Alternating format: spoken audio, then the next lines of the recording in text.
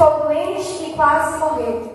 O profeta Isaías, filho de Amós, foi visitá-lo e lhe disse: assim diz o Senhor, ponha em ordem a sua casa, pois você vai morrer e não se recuperará.